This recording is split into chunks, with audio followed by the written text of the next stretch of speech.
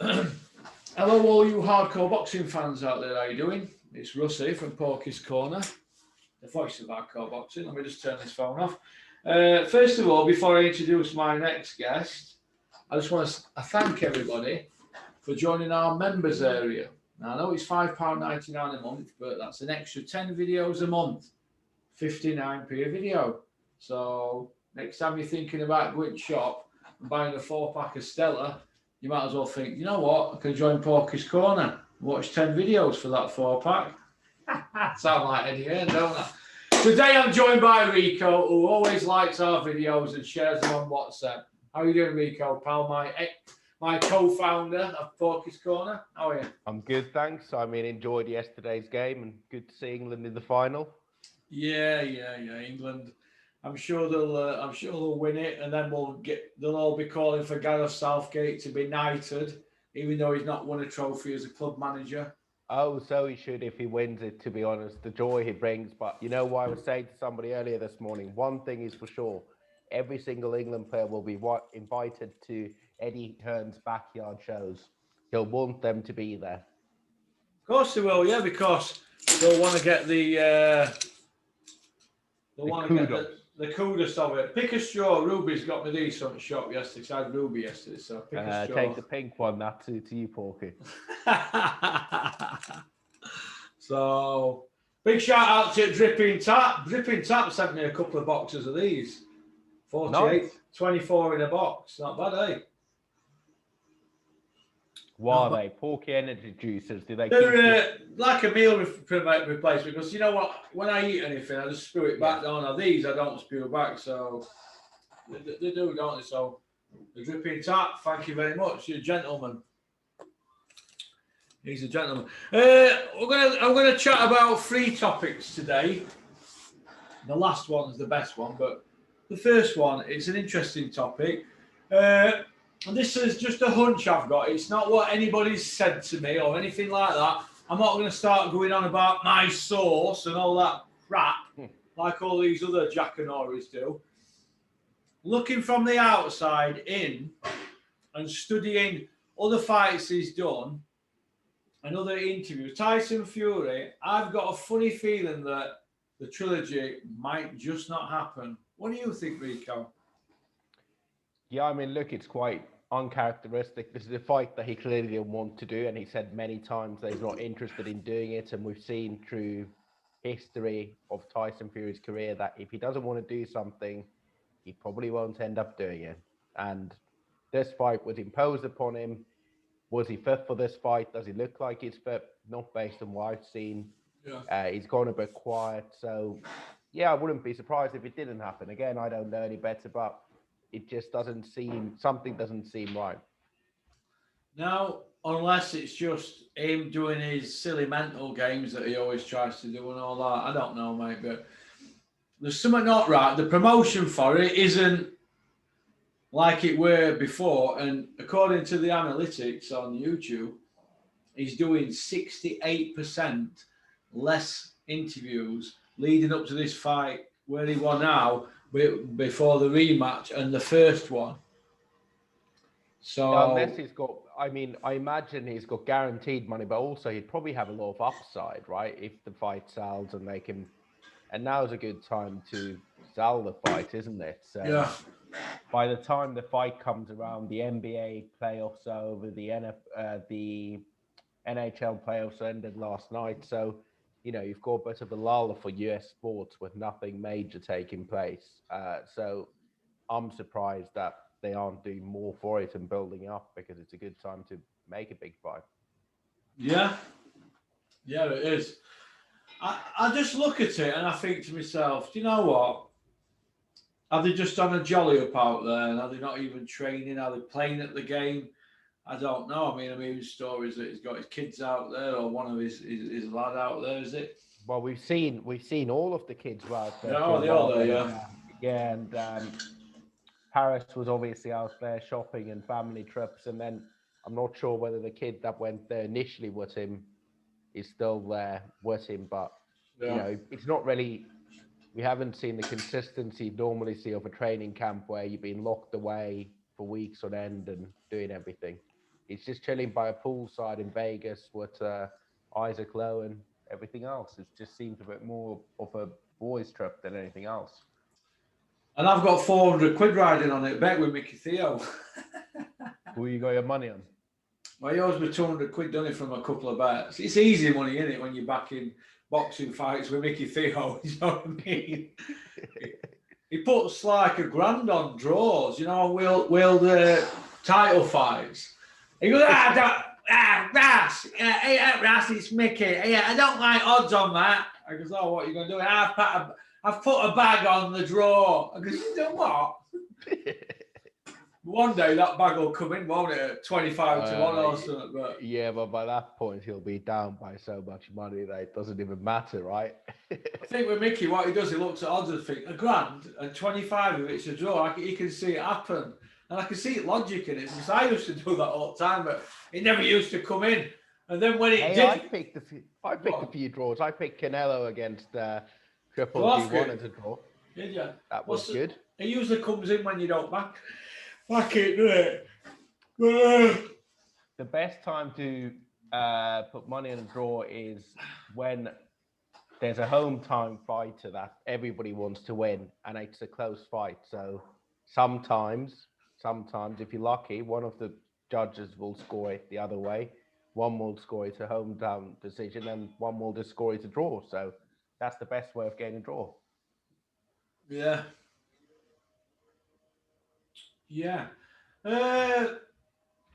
What else do you think about this Fury Wilder 3? Well, I was just about to speak then. Wilder, I think, is training like a Trojan. I do know that because I know somebody from Sheffield that knows him, and he's taking it pretty serious. The noise coming out of Fury's camp looks to me like it's just a jolly up, mate. And I think he could be getting ready to pull out. If he does pull out, where does that leave his credibility? I wouldn't be surprised if he retired. Yeah, now he's made his money. Because if you remember, now, obviously, we know a little bit more than what most boxing fans know. And there's some things we can't say. But one thing I will say is this. We know he didn't want that rematch with Vladimir. He did everything he could not to have it in the interviews leading up to it, the pressers and all that. But there's a little rumour doing the rounds in boxing that Vladimir had worked him out in the last couple of rounds and they were putting it on him. And he was just glad to get out that ring after 12 rounds. I don't know if that's because of the skin injury he had to his foot or because he'd had some fist in them last two rounds. I don't know, but he didn't want that rematch. Now, he took the Wilder rematch. I give him credit for that. But something's happened in them 19 months since he smashed Wilder up in rematch in the second fight. Something has happened to him. I don't know what it is, whether that edge has gone and that hunger's gone, or whether people have been kissing his arse too much, or whether he's got up his own arse himself. I don't know. But I think along that period of time, 19 months, I think maybe he fell in love with himself. He's seen that he can get millions of pounds outside of boxing. And he's had some fists, don't forget, off Wilder. And I think maybe he's thought, do you know what? Is it just even worth it, this? I don't know, but it's possible I could see him retiring. Yeah, I could see that. Maybe he's just got enough money and the setup. I don't know. But what do you think, Rico? Well, look, we don't believe much what Big John Fury says, but, you know... Big fighting man that don't fight, you mean, Rico? Big fighting man. It's bred in us. X-rated. I'm X-rated. That guy, indeed. Certificate 18. So, you know, you listen to what his dad's saying, right? The noises what his dad is saying are not right. Maybe it's to promote the fight. Maybe there's a bit of truth in that. Maybe it's bitterness that he's been cut out. But either way, the whole thing, what happened with Ben Davidson, you remember, Big John Fury wasn't happy with Ben Davidson. Next thing you know, Ben Davidson's getting kicked out of the team after a Walliam fight. They got rid of Peter. They got rid of Freddie Roach. They got rid of Assy for not Assy family. They got rid of other Assy for runs training camp. John Fury's been out 6 years. He's got rid of everybody. He's got rid of Ricky Hatton around Tommy. There's only John Fury who knows boxing. And and he's got himself a job at BT Sport as a pundit, and he's an 8-4-1 journeyman. You tell me. The guy's a genius. The game's changed. Hashtag game change. Hashtag game change. But no, this is how I look at it, right? Once you tell a lie, you tell another, but liars, you can't get to the bottom of them. So you don't know what to believe with them, do you? Because they tell that many lies that we don't know what to believe, do we? But I personally, I think he's going to pull out, and I'm going to go on record as saying Tyson Fury pulls out. Not because he's scared of Wilder, because he's already beat him, hasn't he? Technically, he's beat him twice, hasn't he, really? Mm-hmm. You could say, you could make a case for a draw, you could make a case for Fury by a round, but you couldn't make a case for Wilder. So technically, Wilder hasn't got a win over him in 2 fights. So I don't think he's frightened of Wilder. I just think maybe he's just had enough. I do, honestly. And you know, when you're putting yourself through camps and that, and having to knock weight off, and he's got a family, he's got people hanging out of the back of him. And I mean, hanging out of the back of him. All them people that are hanging around him, what would they be doing if they weren't in camp with Tyson? They'd be on universal credit, wouldn't they, at Dole office? So they won't be, you know, doing what they're doing with Tyson. They're just hanging out the back of him. He's got all that around him, and he gets pulled from pillar to post. And do you know what? He's got to train as well as put all them videos out. And I think, do you know what? I think maybe he might have just overcooked his brain too much and took too much on. And I think he probably just wants a break. He's been at it 3 years, hasn't he? 3.5 years he's been at it training. Well, I also think the tactics by Finkel and Heyman were right. Yeah, right? just about to come to that. Yeah, they just dragged him, didn't they? They dragged it out. They made him see the big money with the Joshua fight, and then they sort of pulled the carpet under his feet. And they knew if they can keep him out of the ring, well, Wilder's quiet and training. Everybody's like, why isn't Wilder doing interviews?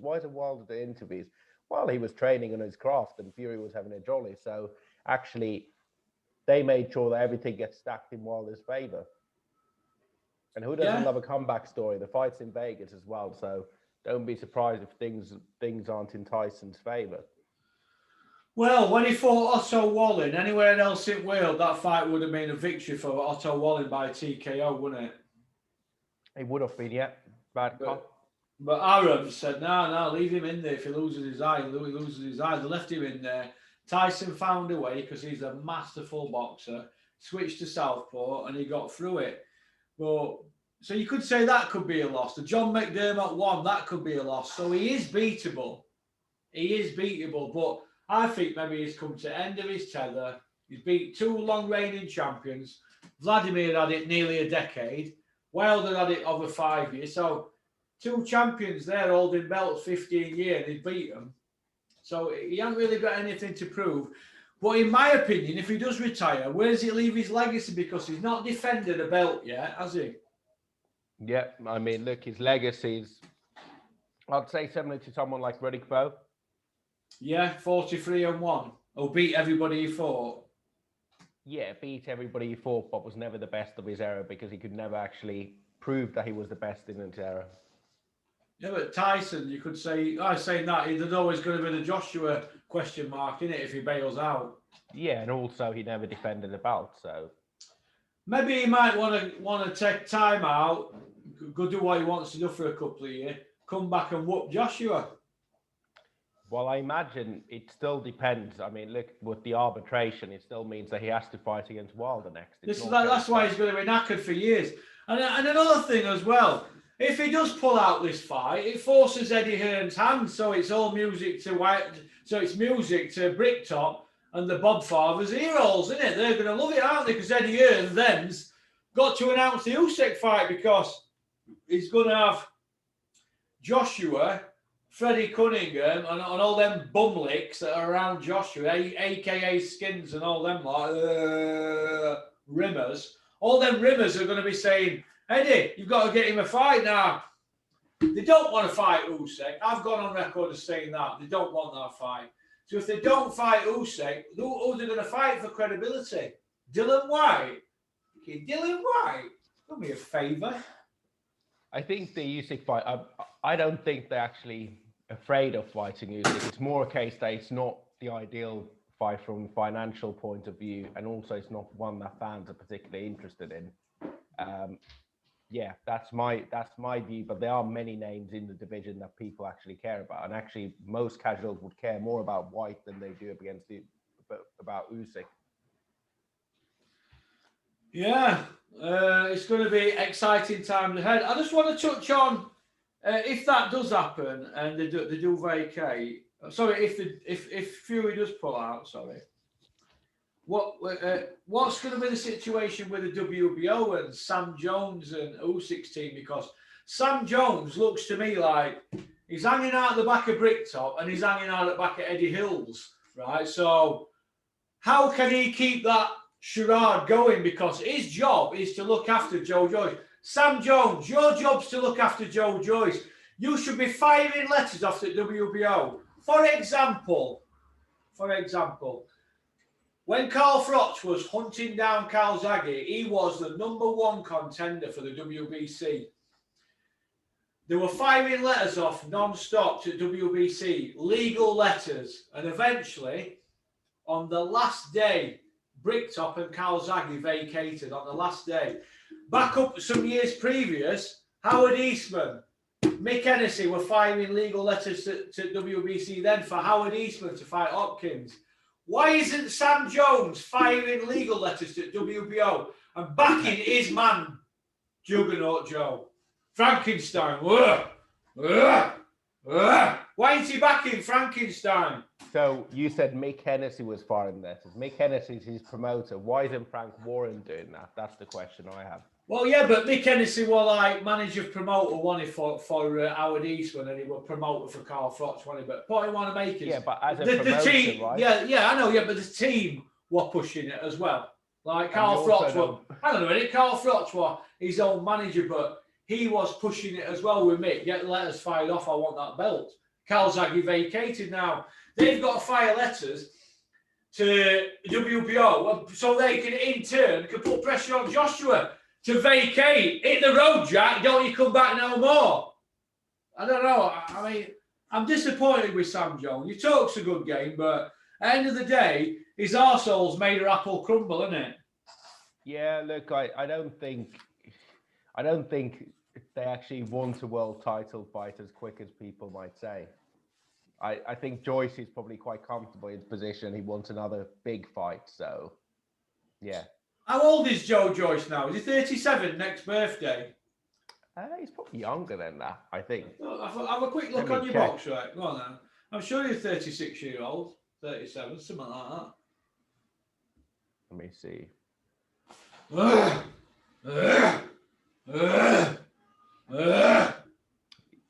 He's 35, so he'll be, he's 36 in September, you're right. So he's coming, so 37 next year. By the time he fights again, he's in his 37th year. Yeah. So he ain't going to fight. He'll be 36 in his next year. Well, he'll 36 in September, so he'll fight before then. So he'll be 36. Oh, you think he fights before September, yeah? No, he'll fight after September, but he's not going to wait until next September. So he'll be 36. Right, so he's 36 and he's in his 37th year when we get to September, right? So he's knocking on a bit, right? Well, Ali, let me tell you, when Ali fought Larry Holmes, who was 38, and he was shot to bits. So Joe Joyce's next 2 years for Joe Joyce is going to be maybe the next year, because he can get older any time now, you know. Yeah, I mean, look, they need a big cash out fight at some point, so they need to face somebody. But I think what they're hoping is that they get vacant shots, and WBO against Usyk isn't the ideal shot because he's fought against him before. It didn't end well, did it? So no, it didn't end well for him. You'd probably want an easier shot, so maybe that's why they're not pushing. And another thing, Rico, as well. You've got all these people who keep saying, "Porky, Usyk struggle with Chisora." What fucking round did Usyk struggle with Chisora, you fucking dimps? Tell me how many rounds Usyk lost against Chisora. Fuck. Usyk always gives a few rounds away at the beginning, doesn't he, to work him out?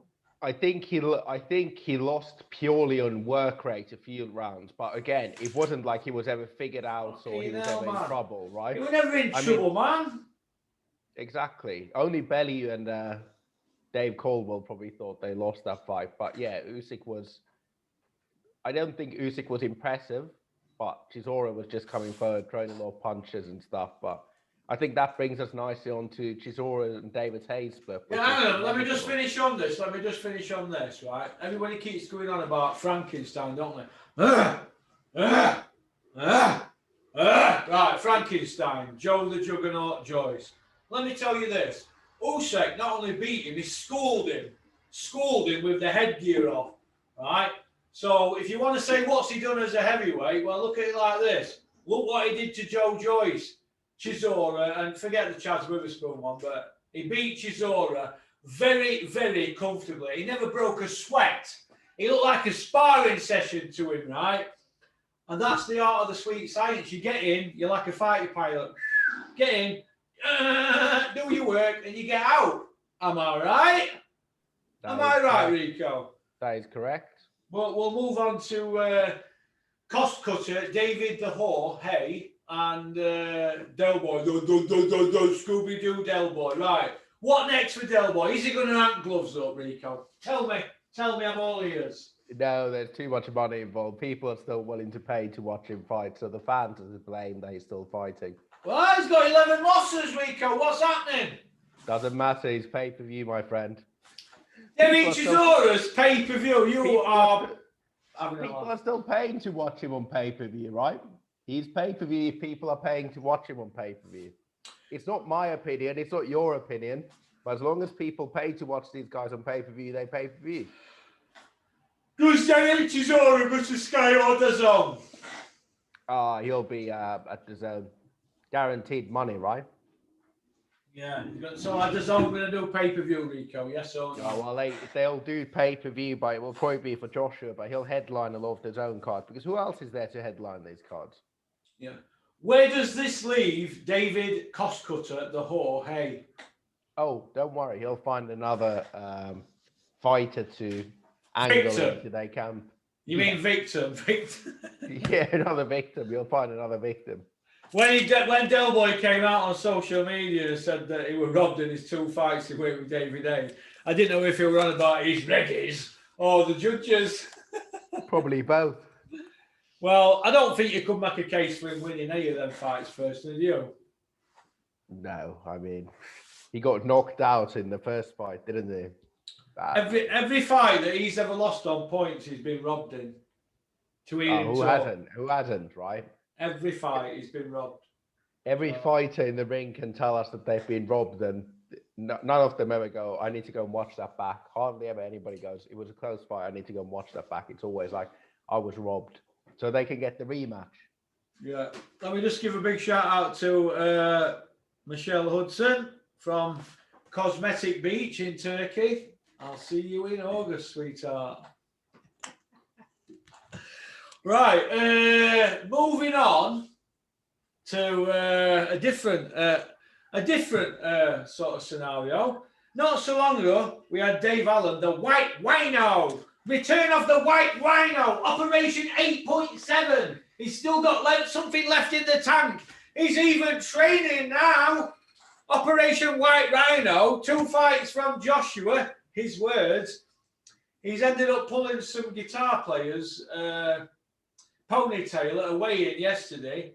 And apparently he's going to fight him in a white collar on DAZN. Not DAZN, on Fight Zone, on Dennis Hobson's backed Fight Zone, on a Kevin Marie show. What do you think to it? And are the boards setting a dangerous precedent with this and other up-and-coming white-collar exhibitions? And is the influx of all these white-collar fighters diluting the sport of boxing? Over to you, Rico. Well, I don't think this wouldn't be under board jurisdiction. I actually think this, if anything, shows that the White Rhino will never fight again under the UK board jurisdiction.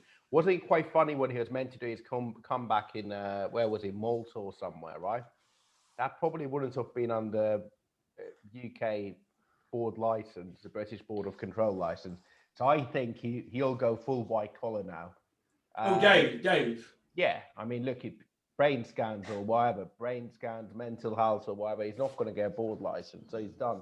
This is just another way to keep the story going and keep things moving. Well, what about this August 27th show on Fight Zone with Big Ron Lyle? Is that not happening now, do you think? Do you think they've not given a license board? What do you think? They're not giving a license, no. Is that what they're not giving him one now? I'm pretty sure they're not going to give him one because you're not going to be fighting on a white collar show 1 month and then the next month fighting on a board stuff. You know, it just doesn't work that way. We don't see that happening unless the board have laxed their rules. But to my understanding, it's quite unlikely that that's going to happen. So mark my words, Dave Allen isn't fighting under a board license. So basically then, Dave Allen, is he going to go to job centre and get a job then? Yes or no? No. I mean, look, as long as there's money in boxing for him, people are paying him and he's getting his money and he's getting his cuts as a manager, I'm not sure he's going to be getting a job, right? Getting a cut. How can he be a board registered trainer manager though if he's doing white collar? Not sure. That's interesting. That's a question for somebody like Terry that knows more about the stuff than I do. Well, it'd be interesting to see because maybe he's an advisor. Maybe he's not a manager. Oh, has he ever trained in the corner? Have we ever seen him fight in a corner? I thought you were going to say, has he ever trained as a boxer? Now he fucking hasn't. No, he hasn't. But have we ever seen him in the corner for fight on fight now? No, I've seen him in the corner on amateur shows. He trained. I forgot the kid's name, but I filmed it. No, I don't think it was him. They were an amateur kid. It was at Mick Wales' show because I filmed the show. What's it called? No, I don't think it was Mick Wales' show. I think it was one at Dennerby. I forgot the kid's name. It might have been him anyway. He was in corner. So he must be some sort of trainer, but I'm not sure if you can be a board trainer of professionals and do white collar. So it's going to be interesting. But if he's going to get a living out of white collar and being a commentator for Dennis, he's still pinching a few quid. So good luck to him.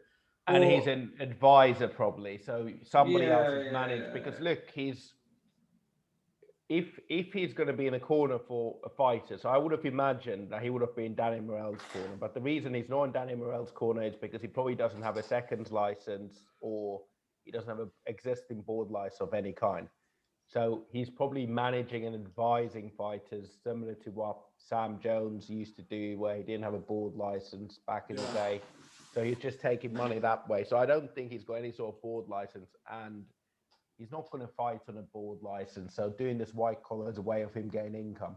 And he'll say, actually, I enjoyed this so much. I'm going to fight against other YouTubers and other celebs. Yeah. It's not worked out well for David, has it really? Do you think that all them hard fights that Matchroom gave him, do you think it took its toll on him and then they just sort of discarded him like rubbish when they offered him a media job, do you think? Because you'd have thought he'd be on that DAZN team, wouldn't you, in America, with what blood and guts he spilt for Matchroom, wouldn't you? I think he'd be a more natural choice than someone like Tony Bellew, personally. I think he's actually a lot better at that job. At least he's more honest. He's more honest. Funny. He's got a good profile. He is a bit funny. Do you think that he overkills it at times, though? Yeah, but you know what? That's his way, right? I think Matchroom, if they were going to change the game change, they should have actually considered him rather than Tony Bellew. Yeah, but you've got to understand that Tony Bellew reports back everything that he sees and hears in boxing to Eddie Hearn at Matchroom events and outside of boxing. So does Darren Barker. And when you've got that sort of relationship where you're gossiping on a daily basis and telling tales to the big fella, Eddie Hearn, you're building a good relationship with him because that's what Eddie wants to hear. Whereas other people, your Carl Frotchers will, they're not like that. They just tell it straight when they're behind mic. There's other people who I'd have thought would have ended up with a slot or on the zone and the ant. So it's going to be interesting. to see Well, what the happens. game would change forever, though. We've Game listened to the fans. change. We've listened to the fans, and the fans have spoken. So we have got Tony Bellew. The fans have spoken. What fans want to see Tony Bellew on TV? I'll be honest with you, I don't like Tony Bellew. I want to see him fuck off out of boxing because he gives me fucking indigestion. I don't like him or Barker. I don't like any kind of arse lickers. You know what I mean? That's what they are, mate. Arse lickers. I mean, Eddie Hearn's just come out in an interview and he said, "Oh, Tony Bellew, yeah, he's on team, but he is biased towards Matchroom, but he's my mate." Well, is this where he's a fucking loving? Eddie Hearn said he were going to put a team together, didn't he? Do you know what I mean? It was like that Don Logan in Sexy Beast. He's got to put a team together. Well, if this is Eddie's fucking team, they're all going to end up in jail, mate. They're all going to get caught in the act. They're committing fraud with his team, you know. One of them's only there because Joshua's nailing her. That Maya Yeayer or whatever her name is. Maya Jama. Maya Jama. Joshua's been naming her, isn't it? That's why he fell out with Storms. And so she's part of the team. Allegedly, yeah. Allegedly, so we're saying allegedly. And all the rest of them, they're all glad to be there. Chris Lloyd and Barker, they're just glad to be there. But I've heard they're all on shit money anyway. Well, so have I heard the same thing. Funny actually, Chris Lloyd, he unfollowed me once he joined the zone, which is Chris Lloyd, you're a fucking shit house. Unfollowing Rico, you prick. Fucking do one. I'm not too precious about my Twitter anyways, but it's funny when people get to certain positions and then they, unfollow certain people, but that's the way how boxing works. We actually have a few fan questions, a couple. Go on then, rack them off. One. So we have one firstly from Cal. Thank you. He's a member, so members were able to ask questions. If Rico says Costello, who I've been fan best commentator there, is barely an upgrade on being what commentator is. Also, what would Porky's Comms punditry presenter dream team be in a perfect realistic world? So your dream team for the zone team, and why I think Costello is barely an upgrade on being. Go on, sorry. So I think, thanks for the question, Cal. I actually think Costello is a good pundit, and I think he's good at sort of the blow by blow, but I don't think he's massively insightful. He just tells you what you're seeing. And I'm not sure how radio is going to translate into TV. You have to do a bit more on TV. So I think a lot of the love that Costello gets is because he's great at describing on the radio what you can't see, but on TV, I need a bit more than somebody saying somebody's trying to left hook or they're hurting them to the body. What I need is somebody to make me think. So I'm thinking about the best guys. HBO had a great team with Larry Merchant and these guys, and they had a great relationship with each other when they had guys like Manny Stewart there. So what I'm looking for is the chemistry with the other guys. Okay. And also honesty. When you had Teddy Atlas doing blow by blow, or ESPN, the US has had a better stand-up commentator. So it's not just telling me what I'm seeing, it's actually giving your opinion and calling as he is. And I've never seen that from Costello, but look, I think he's good at his job, but it's more a case that I'm expecting something quite different. And now it's Porky's turn to answer, who do you think is his dream team for commentary on the zone, or, commentary and the whole team as such? Right, that was world's longest question, that, Rico, but I'll pick Bones from it. You want me to name my 7, right? Yeah. To replace Eddie Hearn's fucking shower of shit. Right, Paul Dempsey, 1. Teddy Atlas 2. Carl Froch 3. Robin Reed 4. Clinton Woods 5. Josh Wales 6. And you've got to throw a bird in there, haven't you? I'd have Jane Couch. So you've named a lot of your mates, though. Why do you think Robin I just think they're all good. I think they're all good behind the microphone. Plus, I know them personally. Yeah, that's fair enough. I think Jane Couch would be very good. Natasha Jonas as well, if you want somebody presenting or... Yeah, Natasha Jonas, yeah, so you can put her in mix as well. But the point I want to make is Clinton Woods, right? Clinton Woods worked at Sky doing pundit work. You know, when they'd had an international fight on, they'd have him in the studio. Yeah. And Clinton Woods were pulled aside and said, "Oh, Clinton, you can't say that." Clinton's like, "Well, you've got me here for expert analysis. I'm light heavyweight champion at world." And don't forget, Clinton Woods held the IBF light heavyweight title for over 3 years. Over 3 years. How many world champions hold the belt over 3 years? Not fucking many. So Clinton's like, you know what? I'm here for expert. And yeah, but we want you to say this. Well, I can't say that because that ain't what I'm seeing. They want you to read off the narrative now. If you say to Barker and Bellew, this is what we want you to say, they'll go, okay, Eddie. They're not going to be like Carl Frost. Well, I'm not saying that. Or boxing's subjective. That might be your opinion, but it ain't mine. And I think maybe down the line, there were maybe too many of them times where Carl Frost went against the grain, and it didn't go down, it didn't help him, did it? Whereas Bellew, he didn't go against the grain. He arse-licked, and he took the flack with it because Bellew probably loves being trolled, doesn't he? So he was willing to sell his soul as a man and lose his manhood for money. Whereas Carl Frost, he's worth multi-millions and he ain't really bothered. And they're the people that you need doing that sort of job.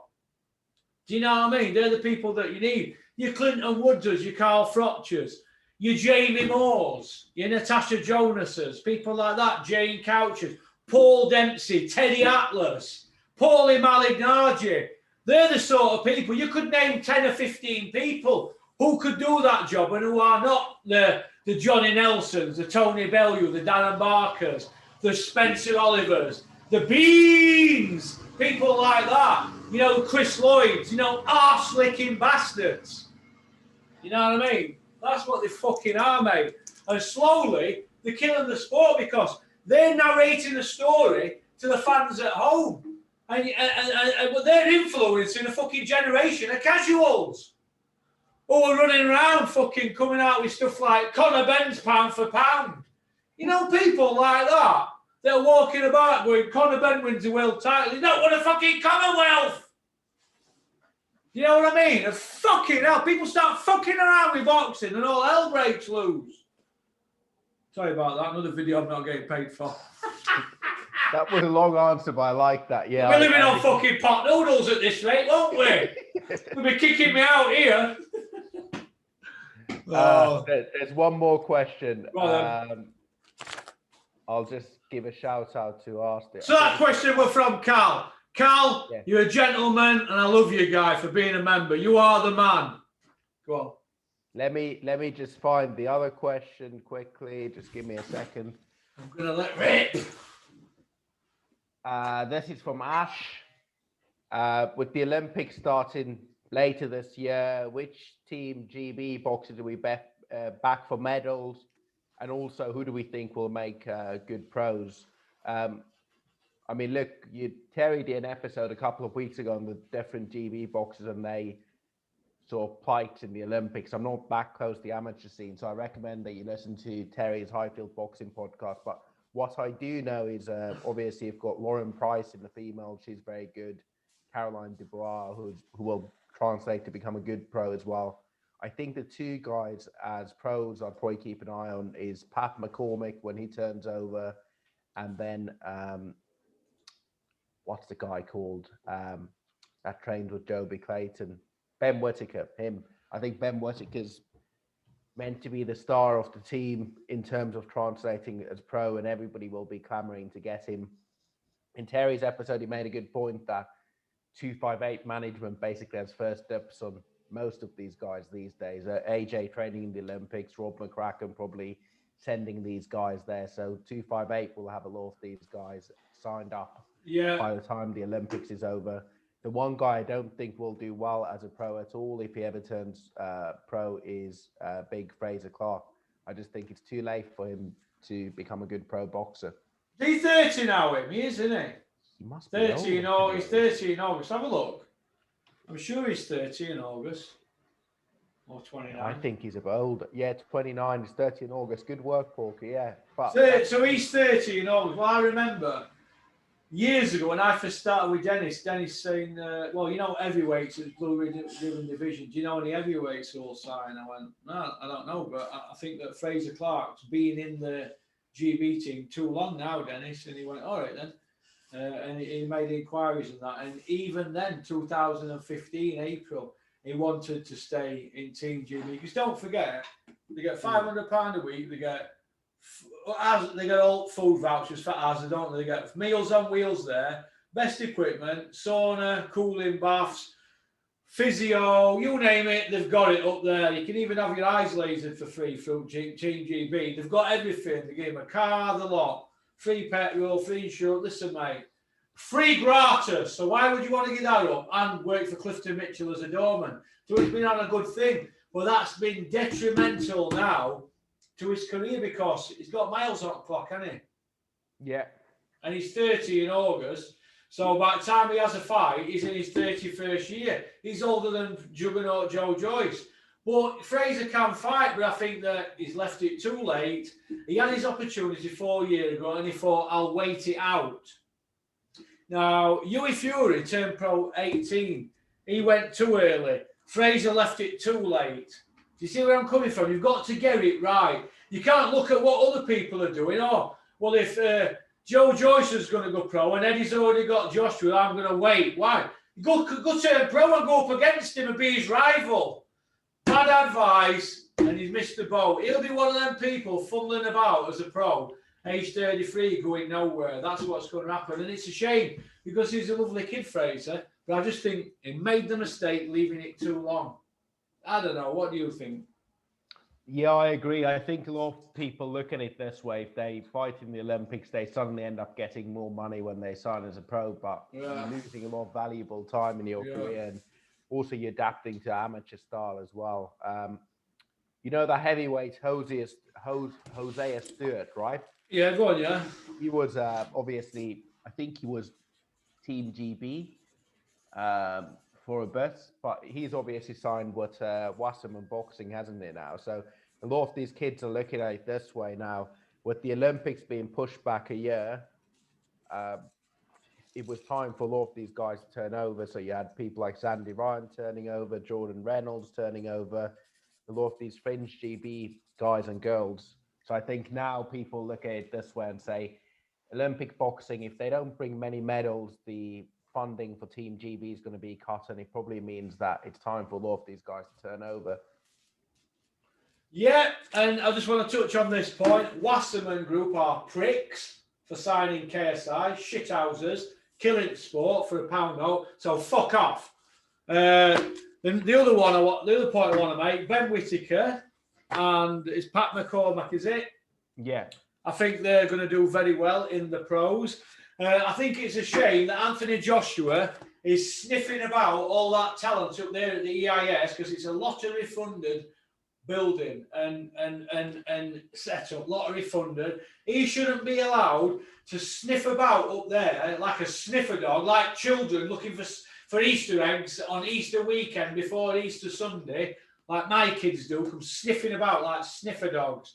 Right. He shouldn't be allowed to have the pick of the cream of the crop up there. What's going on up there is fucking wrong, and it's been going on for far too long, Rico. Well, it's not. I wouldn't say, I'm not blaming Joshua for it because they just do what's good for business. Because before that, Matchroom had access to it, and they would all go and work with Tony Sims, right? Yeah. The problem, I think the challenge is always the fact that everybody ends up at Matchroom, all of these kids, whether it's good for their career or not. You look at the batch of 2012, I'd say, considering everything, it's been a bit of a flop, hasn't it? Coley's done well. Who else has done well from that batch? Campbell hasn't done well. I mean, Campbell was actually earlier than that. Campbell Hatton won't win a British title. He's a gimmick. No, I mean Luke Campbell, but I think he. Luke Campbell's a multi-millionaire, mate. Lives in £1 million house, you know. Joshua Buatsi hasn't been progressed. I mean, Joshua Buatsi could have probably went and signed with the Mayweathers. He was offered that, but he decided to stay in the UK. Now he's in the US. Yeah. I think a lot of these guys and girls from the Olympics team, they should just take a bit more risk and go and train in the US or do something different. We've seen this influx of British boxers going and training in the US, because I think they've realised the system here just doesn't work in their favour. Yeah, I think that a lot of them should go train with Teddy Atlas. He's a strict disciplinarian. You should go up there, spend some time with Teddy Atlas and learn about being a human being and a man as well as a boxer, and let him install some of the ideas into their heads. That's what I think. I think he's one of the top trainers in the world. I don't think he gets enough credit. I agree. I mean, look, he did really well with Wardstick, but he's one of those guys that he'll only train fighters if he believes in the fighters and if they show the right characteristics. He won't tolerate any divas in his gym, and he won't train with people he doesn't like. So, yeah, that's right. I mean, I remember watching that program where Sammy the Vulgarano and all the Gotti team and that tried to get into, and he fucked him after, and he won't bother worry. Yeah, no. He's a man of principle, and I love Teddy Atlas, and I don't miss a Teddy Atlas YouTube thing with that other guy. What's he called? Ken Rideout. Ken Rideout.